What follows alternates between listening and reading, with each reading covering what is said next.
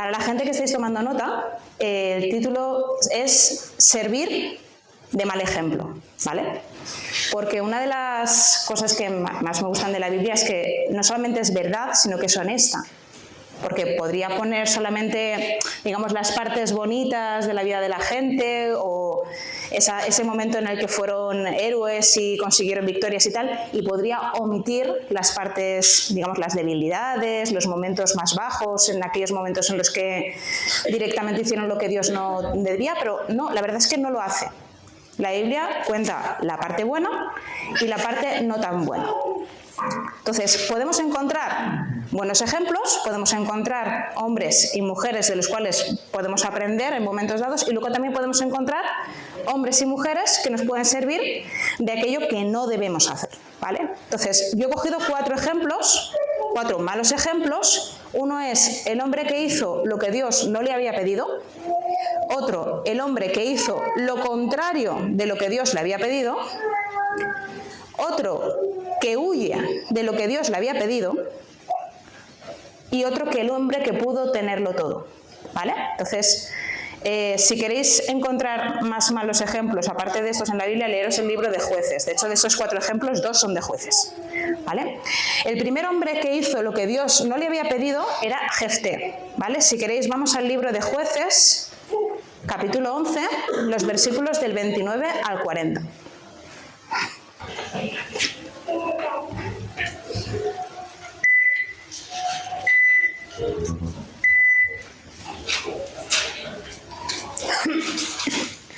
Y dice así: el Espíritu de Jehová vino sobre Jefté y pasó por Galaad y Manasés, y de allí pasó a Mizpá de Galaad, y de Mizpá de Galaad pasó a los hijos de Amón.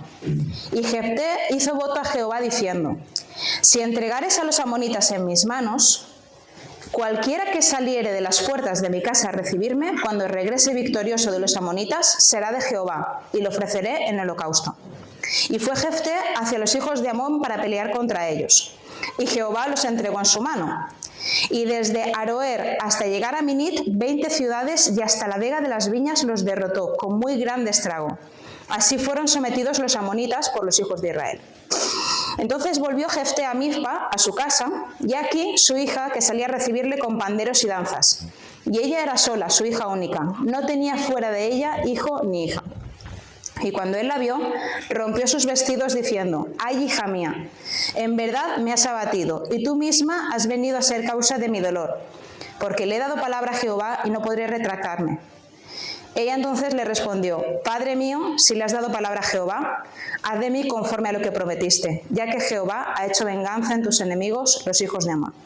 Ahora, el contexto es el siguiente. Si alguien no ha leído el libro de Jueces, el resumen es: el pueblo hace lo que, cada uno hace lo que bien le parecía, es decir, hacen lo que les da la gana, se apartan del Señor, y vienen los enemigos, en este caso los amonitas.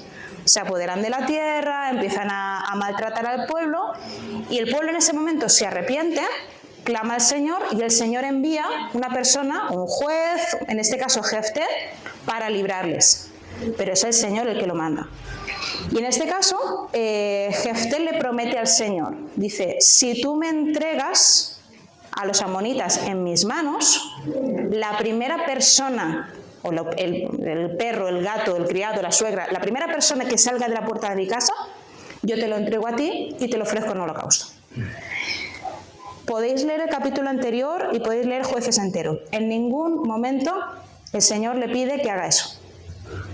Eso es algo que él hace porque decide hacerlo así. Igual porque estaba acostumbrado a que los pueblos de su entorno hacían esa clase de cosas, pero el Señor no es así, el Señor no pide esas clases de cosas. O sea, Dios ya tenía previsto darles la victoria. No hacía falta que Jefté le torciera el brazo para que le hiciera caso. Entonces, pensar las veces que hacemos algo parecido a nosotros. De Señor, yo voy a ayunar y voy a orar para que tú me des. O cuando nosotros intentamos decirle a Dios: si tú me das esto, entonces yo te doy lo otro. Intentamos negociar con Dios, pero en un sentido mercantil. Yo hago esto, esto y esto y esto para que tú me bendigas. Entonces realmente Dios no le había pedido a Jefté que hiciera nada de eso. ¿Por qué? En ese caso, Jefté nos echa para atrás y dice, bueno, donde dije, digo, Diego, yo te había prometido entregarte a mi hija en holocausto, pero ahora que ya estamos en ese momento me echo para atrás. Porque no estaba en juego el honor de Jefté, sino estaba en juego el honor de Dios. Dice Eclesiastés 5, de 5 al 6, mejor es que no prometas, y no que prometas sino cumplas. No dejes que tu boca te haga pecar, ni digas delante del ángel, que fue ignorancia. ¿Por qué harás que Dios se enoje a causa de tu voz y que destruya la obra de tus manos? Entonces, el mal ejemplo aquí sería un poco, en nuestra vida, no hacer aquellas cosas que Dios no nos ha pedido. Y si podemos evitar prometer aquello que sabemos que no vamos a cumplir, eso no va a hacer que Dios cambie de opinión con respecto a nosotros ni con respecto a su propósito para nosotros. Entonces, este para mí es un mal ejemplo. El siguiente mal ejemplo sería el hombre que hizo lo contrario que Dios le había pedido, que sería Sansón. Este igual le suena un poquito más, ¿vale? Está en Jueces 13, del 2 al 4.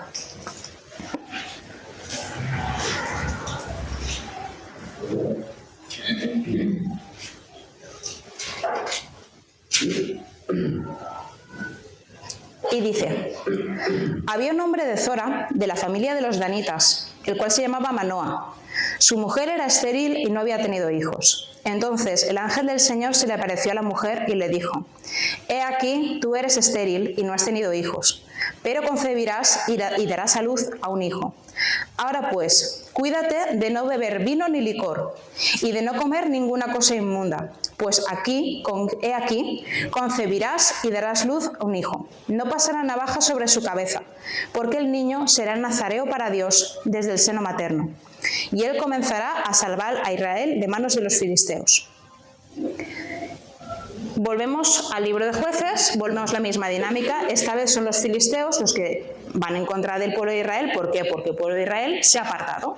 Entonces, volvemos otra vez a darnos cuenta de que estamos así por nuestra culpa, nos arrepentimos, clamamos al Señor, Señor, sálvanos, y el Señor lo que hace es consagrar a un niño desde el vientre materno. Y le dice a la madre, vas a hacer lo que era el voto de Nazareo, que si os interesa aparece en número 6. ¿Vale? El voto de Nazareo era como una dedicación temporal, algo parecido a lo que hacen aquí los monjes, ¿vale? que tienen como un voto de pobreza, castidad y obediencia, pero en este caso era algo temporal. Tú podías dedicarte una temporada de tu vida a Dios, y los signos externos de que estabas dedicado y consagrado a Dios eran que no podías tomar vino ni derivados, no podías tomar nada que viniera de la vid, no te podías cortar el pelo en el tiempo que durara ese voto, y no podías acercarte a cadáveres, ni siquiera de familiares, ¿vale? Entonces, en este caso, en el caso de Sansón, no es algo que él hubiera decidido hacer, pues, Señor, yo he decidido hacerme nazareo, sino que es Dios el que le escoge desde antes de nacer para apartarlo, porque tiene un propósito para su vida. Él quiere salvar al pueblo a través de la vida de Sansón. Conforme avanza la historia, vemos que Sansón se salta cada una de ellas. O sea, hace lo contrario de lo que Dios le había pedido.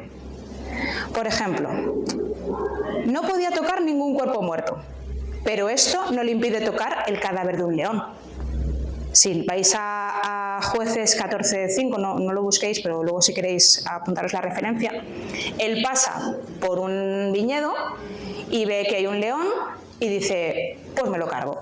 Entonces va, se carga el león como quien mata una gallina. En este caso decía un cabrito, pero para mí un cabrito es muy difícil de matar, una gallina lo veo más factible.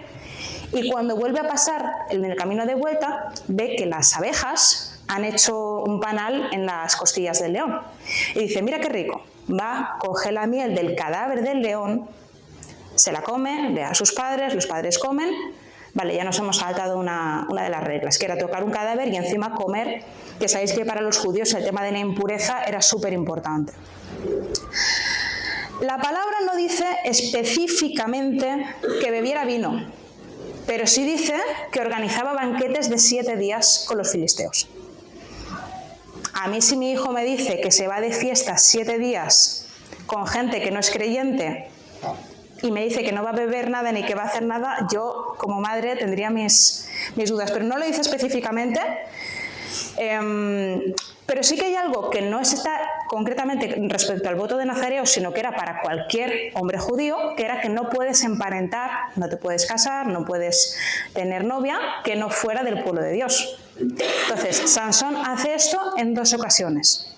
En una ocasión se casa con ella, en otra ocasión, que es Dalila, ni siquiera se casa con ella. Tiene una relación así un poco tormentosa, pero en cualquier caso era prohibida, porque el Señor había especificado que solamente podían emparentar con mujeres que fueran de su pueblo. Entonces ya nos hemos saltado 2 o 3, según si contamos lo del vino o no.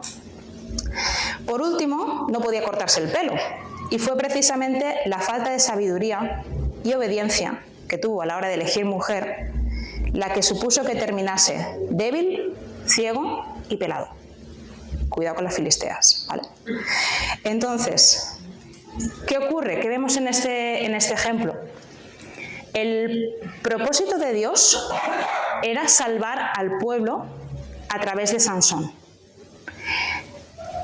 Y Dios obra para salvar al pueblo pese a Sansón. Si sabéis cómo termina la historia,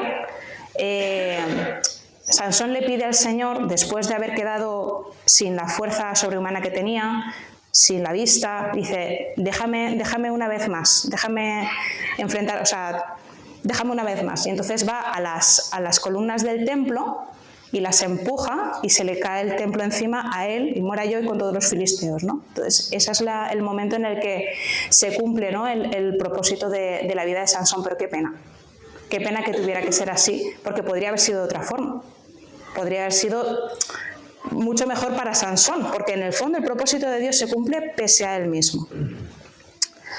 Sansón nos sirve de mal ejemplo. A través de su vida podemos ver el precio de vivir de espaldas a Dios, y especialmente cuando hemos sido llamados por Él.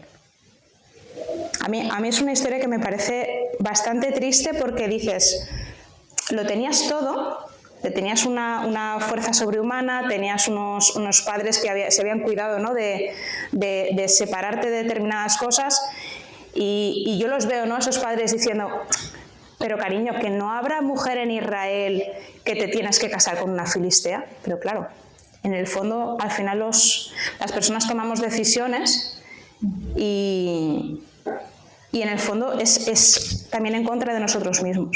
Entonces, eso es un mal ejemplo para no copiar. El tercero sería el hombre que huye de lo que Dios le había pedido, que es Jonás.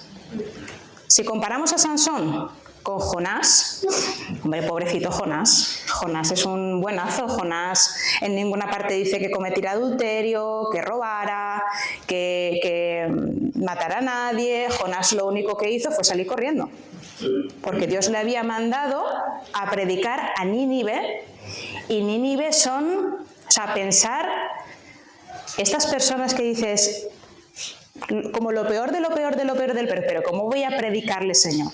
O sea, yo voy a tener que pasar toda la eternidad junto con esta gente. O sea, plantéate la peor gente que te puedas imaginar, de crueles, de violentos, de malos. Entonces Jonás dice, no porque sabía que si les predicaba, Dios obraría y esta gente se convertiría. Y eso era lo que a él le daba miedo. Dice Jonás 1:1.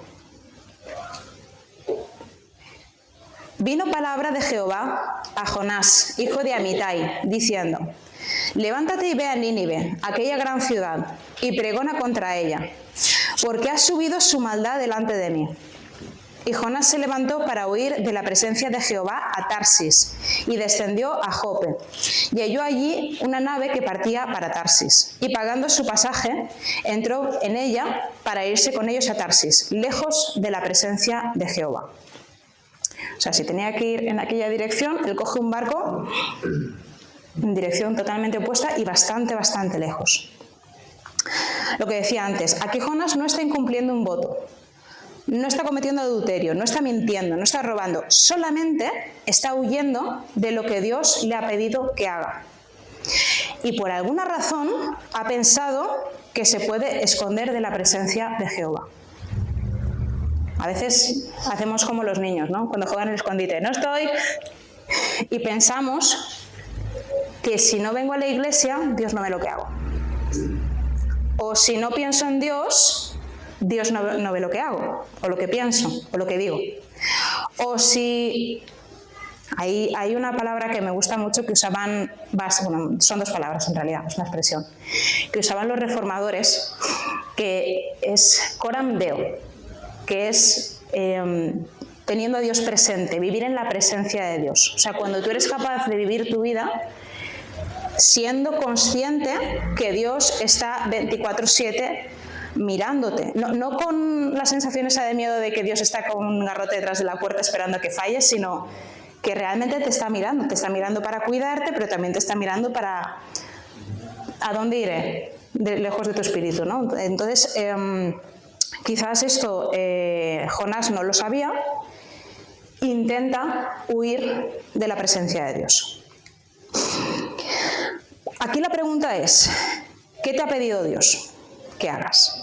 Porque igual no te ha pedido nada tan concreto como vete a Nínive, no te ha pedido vete de misiones, no te ha pedido así como una cosa muy concreta, pero sí que hay misiones más generales que son para todos. Entonces, os pongo unos ejemplos, pero si os viene algún otro a la cabeza, tenerlo en cuenta, ¿vale? Ir y hacer discípulos. Eso es para todos. Eso es algo que Dios nos ha mandado. Eso es una misión de Dios para nosotros. Perdona al que te ofendió. En el caso de los hombres, sé cabeza. En el caso de las mujeres, sé ayuda. En el caso de todos, busca primero el reino de Dios y su justicia. Igual a lo mejor también tenemos un llamado específico, o sea, algo que Dios sí nos ha dicho en su momento, quiero que hagas esto, quiero que lo dejes todo y hagas esto. Y por alguna razón no lo estamos haciendo y estamos huyendo en dirección a Tarsis. Entonces, que sepas que, como dice el Salmo 138:8, Jehová cumplirá su propósito en mí. Tu misericordia, oh Jehová, es para siempre. No desampares la obra de tus manos. Es decir, el propósito de Dios para tu vida se va a cumplir. Ojalá que no termines en el vientre de un pez y te tengan que escupir en una playa y pasar por todo ese viaje, pero si es necesario, Dios lo hace. No tiene ningún inconveniente ni ninguna dificultad en hacerlo. El cuarto es el hombre que pudo tenerlo todo. A mí también me da muchísima pena este ejemplo. Es el joven rico. Está en Marcos 10, del 17 al 22.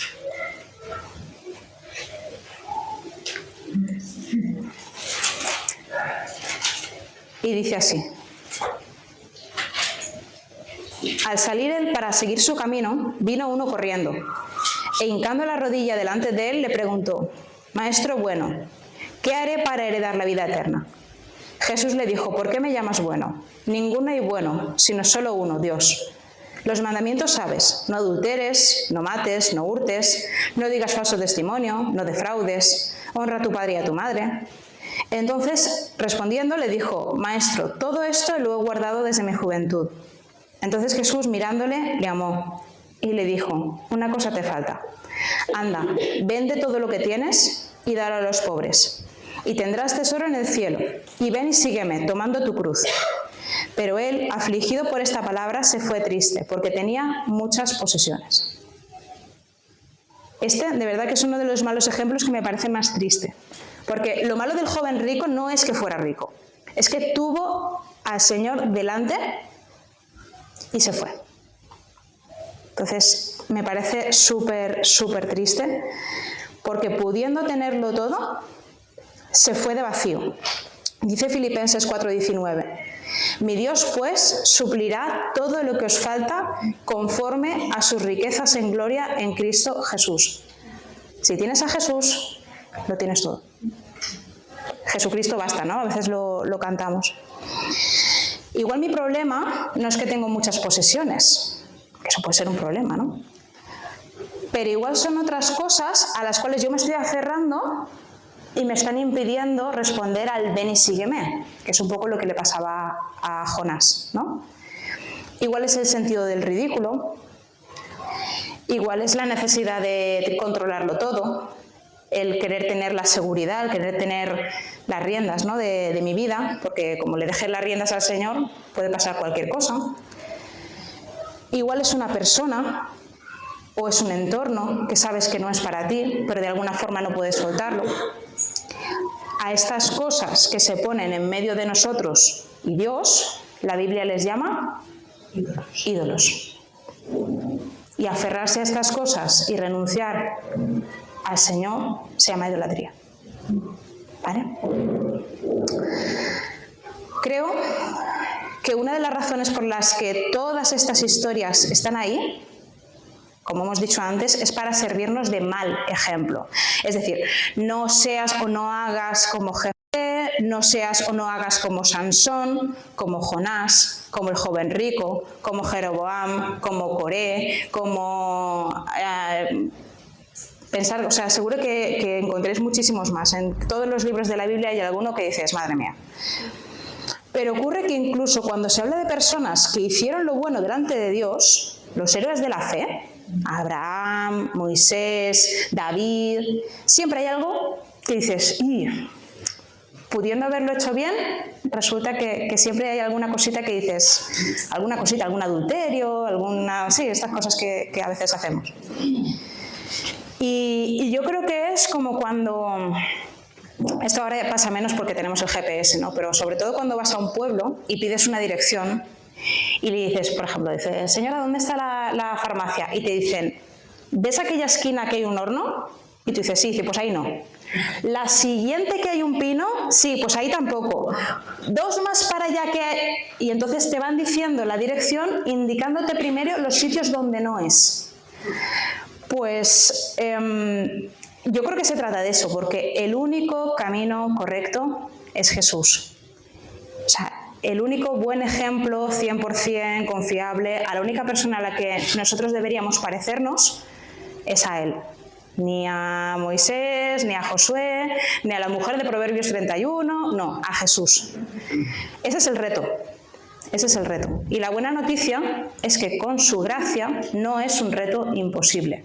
Aunque a veces pueda parecer que sí, pero no lo es. ¿Por qué? Porque si fuera un reto imposible, Dios no nos lo pondría como un deber. Porque no tendría sentido que Dios nos mandara a hacer algo que es imposible. Dice Juan 13, del 13 al 16, vosotros me llamáis maestro y señor, y tenéis razón, porque lo soy. Pues si yo, el Señor y el Maestro, os lavé los pies, vosotros también debéis lavaros los pies unos a otros, porque os he dado ejemplo, para que como yo os he hecho, vosotros también hagáis. Y en 1 de Juan 2:6 dice, el que dice que permanece en él, debe andar como él anduvo. Pues que Él nos ayude a andar como Él anduvo. Amén.